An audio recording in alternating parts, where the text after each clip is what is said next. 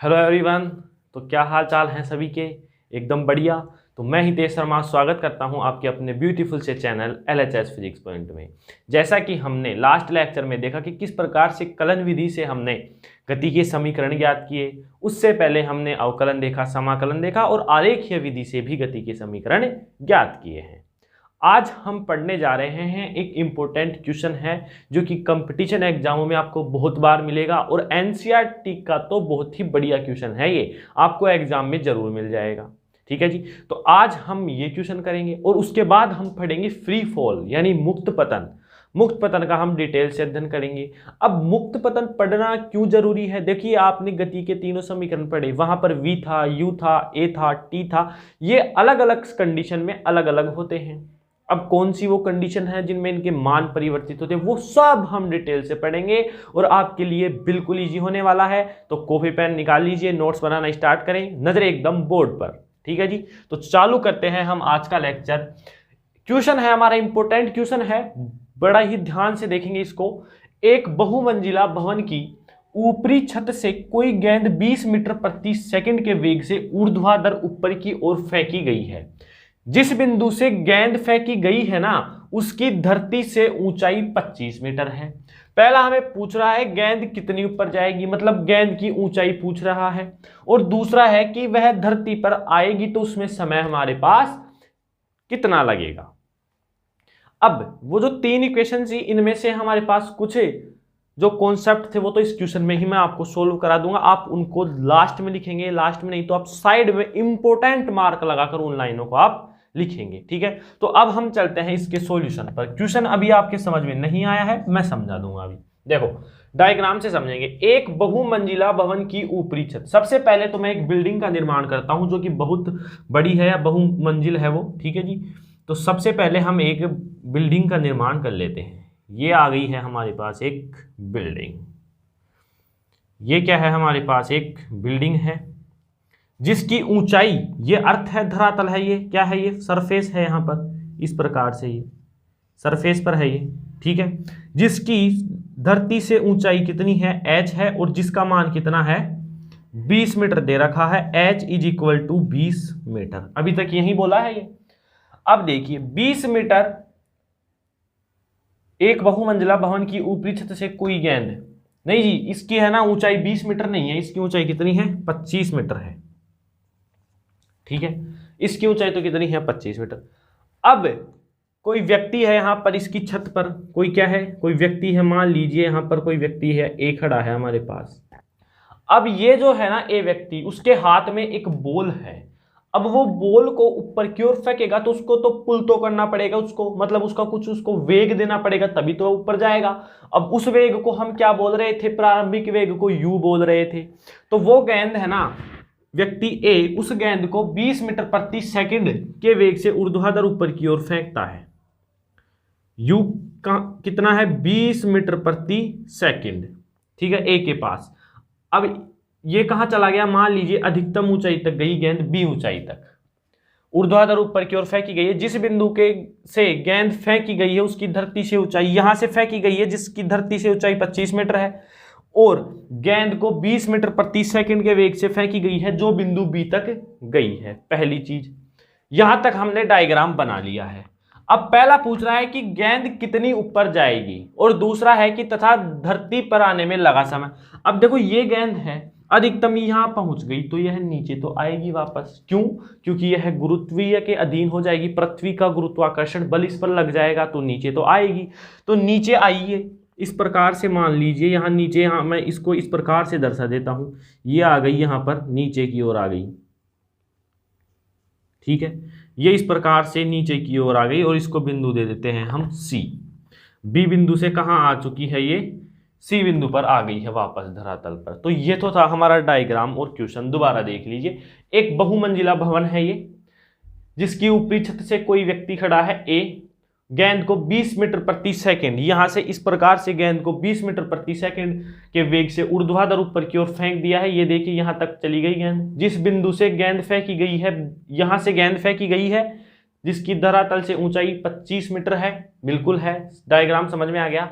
सबसे पहला एम क्या है हमारे को कि गेंद कितनी ऊपर गई, मतलब यहां से लेकर यहां तक, तो यहां से तो यहां तक हमारे को पता है कितनी 25 मीटर, लेकिन ए बी हमें ज्ञात करनी है। ए बी डिस्टेंस कितनी है वो हमें ज्ञात करनी है पहला, और दूसरा है तथा धरती पर आने में लगा समय।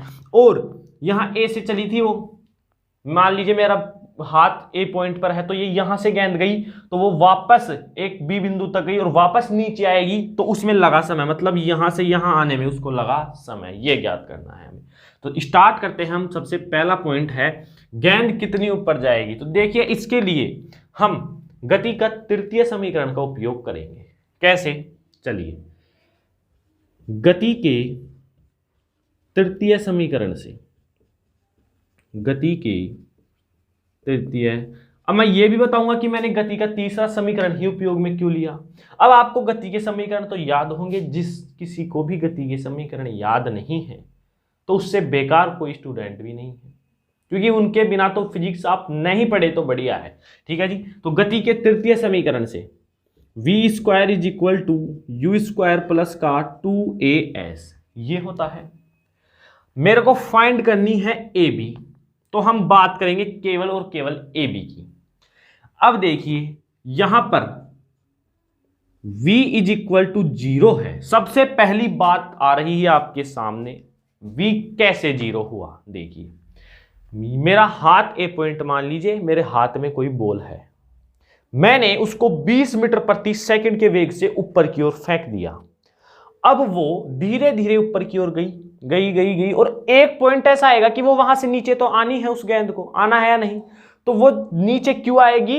क्योंकि उसमें और वेग ही नहीं है कि वो और ऊपर जा सके, मतलब उसका वेग धीरे धीरे कम होता होता क्या हो गया?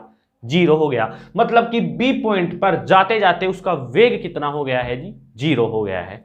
यहां पर 20 मीटर प्रति सेकंड वेग से फेंक रहा था वह, धीरे धीरे धीरे धीरे ऊपर गया। जैसे जैसे वह ऊपर गया तो उसमें वेग कम होगा। क्यों? क्योंकि वह किसके अधीन हो जाएगी? पृथ्वी के अधीन, और पृथ्वी का गुरुत्वाकर्षण बल इस पर लग जाएगा, जो कि कहां लगता है? हमेशा नीचे की ओर लगता है। तो इसका वेग धीरे धीरे कम होता होता एक बिंदु ऐसा आएगा जहां पर इसका वेग 0। तो बी बिंदु, ए बी की बात कर रहे हैं, तो बी बिंदु पर जो वेग है v, वो क्या हो जाएगा? 0। और ये जो वेग होता है वो अंतिम वेग होता है। u क्या होता है? प्रारंभिक वेग। तो प्रारंभिक वेग तो 20 मीटर प्रति सेकंड है, लेकिन अंतिम वेग क्या है? अंतिम वेग कितना है? 0 है। समझ में आ गया क्यों है? क्योंकि वह जैसे जैसे धीरे धीरे ऊपर की ओर जाएगा तो गुरुत्वीय जो बल है वो नीचे की ओर लगता है, जो कि उस वेग को लगातार क्या करेगा? कम करेगा।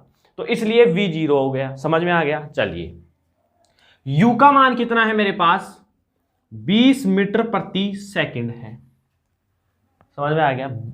और यहां पर जो त्वरण लेंगे हम, वो लेंगे हम 10 मीटर प्रति सेकंड स्क्वायर।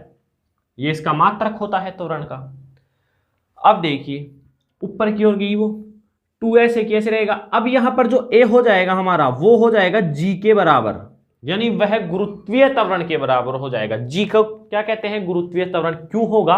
क्योंकि देखो गेंद मेरे हाथ में है इस वक्त बिंदु a पर, जैसे ही मैं ऊपर की ओर फेंका तो मेरे गेंद पर मेरा कोई कंट्रोल नहीं है। होगा क्या? आप क्रिकेट खेलते हैं, जब आप हाथ से बॉल फेंकते हैं तो आपके कंट्रोल में होती है क्या बॉल? बस वो तो जब तक आपके हाथ में है तब तक आपका कंट्रोल है, हाथ से बाहर गई तो वह आउट ऑफ कंट्रोल हो गई। तो यही बात है कि जब ए बिंदु पर मेरे हाथ में बॉल है तो उस पर मेरा कंट्रोल है, जैसे ही वह ऊपर की ओर गई तो उस पर किसका कंट्रोल हो जाएगा? अर्थ का। और अर्थ कहती है कि गुरुत्वीय जो त्वरण है वो हमेशा नीचे की ओर लगता है, तो उसका जो त्वरण है वो किसके बराबर हो जाएगा? g के बराबर। और g की वैल्यू यहां कितनी है? 10 मीटर प्रति सेकंड। अब आप बताएंगे कि ये जो g है ये माइनस का आएगा या प्लस का आएगा? ये आएगा माइनस का। क्यों? देखो गुरुत्वीय जो त्वरण की दिशा होती है वो हमेशा केंद्र की ओर होती है पृथ्वी के। हम बॉल को फेंक रहे हैं, ऊपर की ओर फेंक रहे हैं, तो g की डायरेक्शन तो ये है ना, और हम इसके विपरीत दिशा में फेंक रहे हैं तो ये -g हो गया। समझ में आ गया? चलिए, और s जो हमारे पास है वो है h, ये हमें फाइंड करनी है।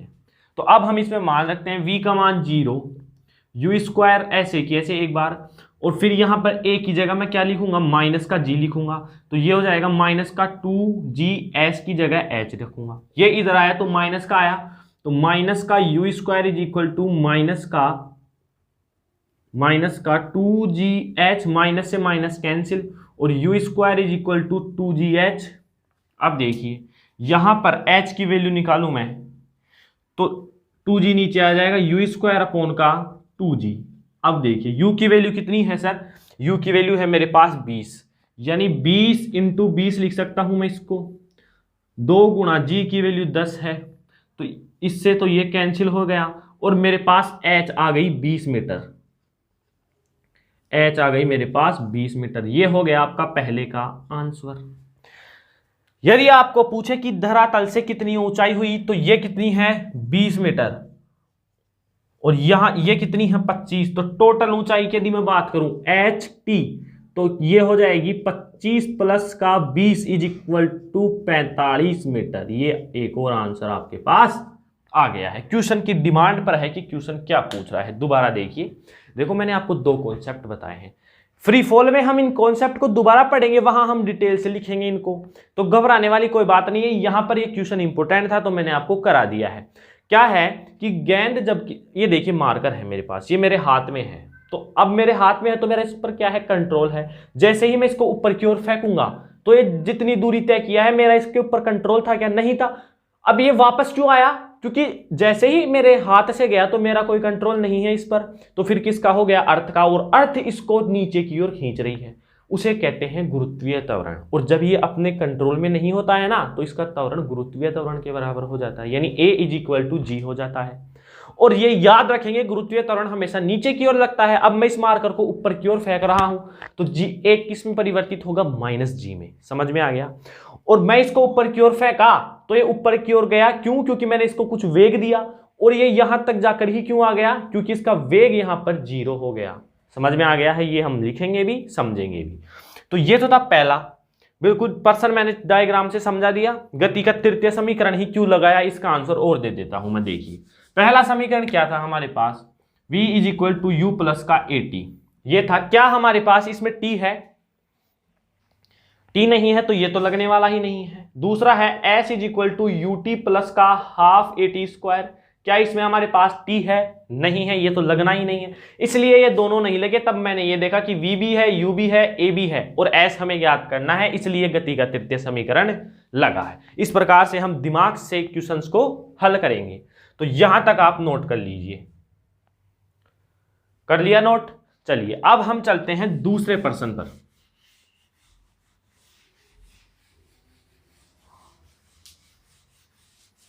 अब देखिए सबसे पहले दूसरा प्रश्न बोल रहा है कि कुल समय, अब देखो A से B तक गया, फिर B से C तक आया, यानी समय किस 2 भागों में डिवाइड हो गया, किसमें, AB प्लस का BC। तो सबसे पहले मैं निकाल लेता हूं समय किसका, AB का, सही बात है, फिर हम BC का निकाल लेंगे। समझ में आ गया। चलिए तो AB का निकालता हूं मैं समय। AB के लिए मैं लगाता हूं गति के प्रथम समीकरण से, गति के प्रथम समीकरण से हम इसको लिख देंगे TAB प्लस का TBC। तो TAB है तो क्या होता है गति का प्रथम समीकरण, V is equal to u plus का AT। अब यहां पर वापस से V कितना हो जाएगा, 0। समय अब कोई दिक्कत नहीं होगी, क्यों, क्योंकि जैसे ही हमने बॉल को छोड़ा तो हमारे कंट्रोल में कुछ नहीं है, अर्थ के कंट्रोल में है, और अर्थ हमेशा नीचे की ओर खींचती है, इसलिए उसका वेग धीरे धीरे कम होता होता एक समय आएगा कि वह क्या हो जाएगा, 0 हो जाएगा। समझ में आ गया। चलिए V0, U देखिए U कितना है, वही 20 मीटर प्रति सेकंड, 20 मीटर प्रति सेकंड, ठीक है जी। A किस में परिवर्तित होगा, माइनस के G में। समझा दिया हूं मैं, क्योंकि गुरुत्वीय त्वरण नीचे की ओर, हम फेंक रहे हैं ऊपर की ओर, तो ये माइनस का G जो कि कितना हो जाएगा, माइनस का 10 मीटर प्रति सेकंड हो जाएगा। और T हमें क्या करना है, फाइंड। सब मान है हमारे पास, T फाइंड करना, इसलिए हमने पहला समीकरण लगा दिया। इस प्रकार आप चेक करेंगे खुद की, आप हमारे पास मान क्या है, इसलिए कौन सा समीकरण लग सकता है।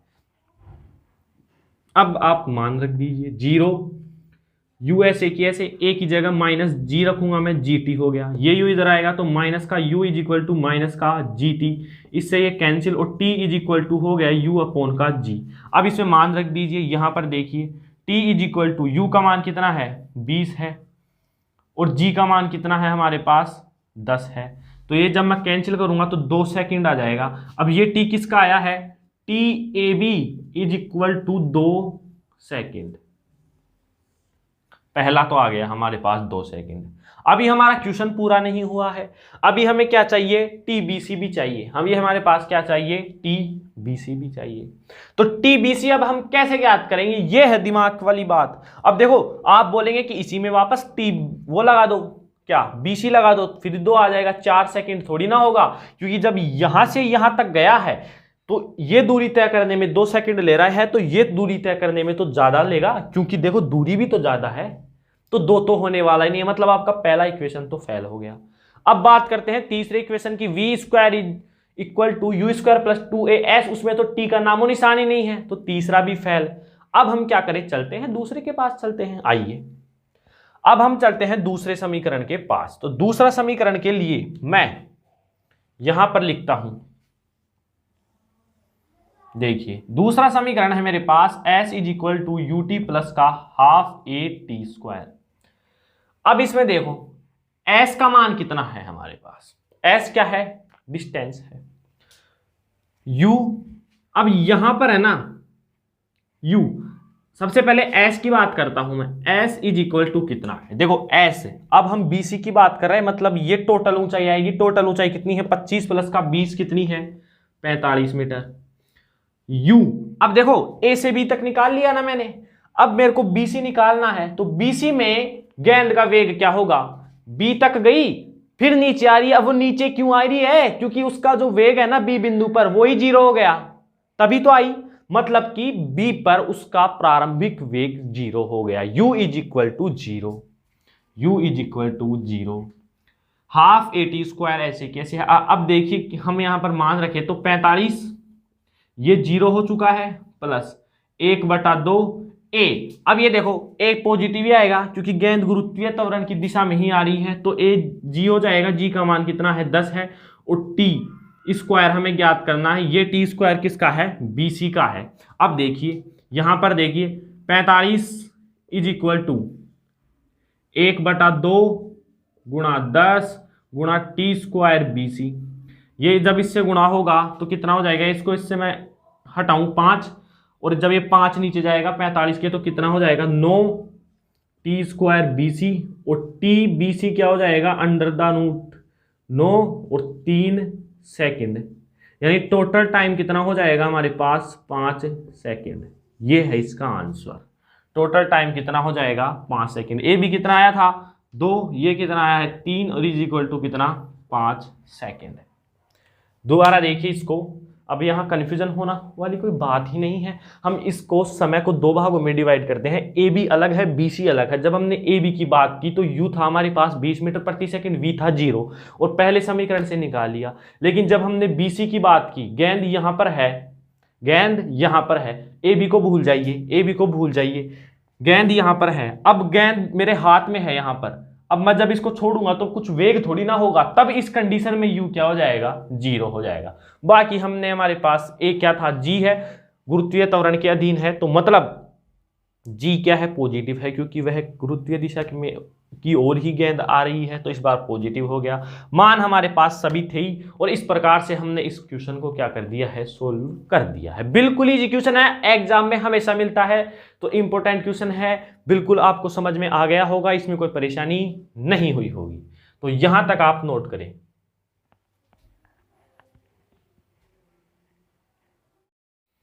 तो यह था हमारा क्वेश्चन, जो कि आपको आसान तरीके से मैंने समझा दिया।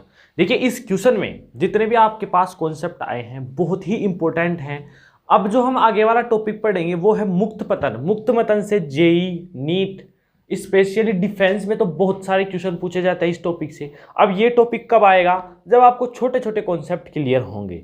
जैसे हम किसी भी पिंड को ऊर्ध्वाधर ऊपर की ओर फेंक रहे हैं तो उसका वेग कम हो रहा है, तो उसका त्वरण जो है वो नेगेटिव क्यों आता है, नीचे की ओर फेंकते हैं तो पॉजिटिव क्यों आता है। ठीक है जी, यदि हम किसी को कण को ऊपर फेंक रहे हैं तो वो अधिकतम दूरी तक गया तो उसकी ऊंचाई का सूत्र क्या होता है, उसमें कितना समय लगता है, ये सब हम डिटेल से पढ़ेंगे। वो हम पढ़ेंगे अगले लेक्चर में, मुक्त पतन में। ठीक है, मुक्त पतन को एनसीईआरटी में बहुत कम दे रखा है, लेकिन हम डिटेल से पढ़ेंगे, उसके न्यूमेरिकल भी करेंगे।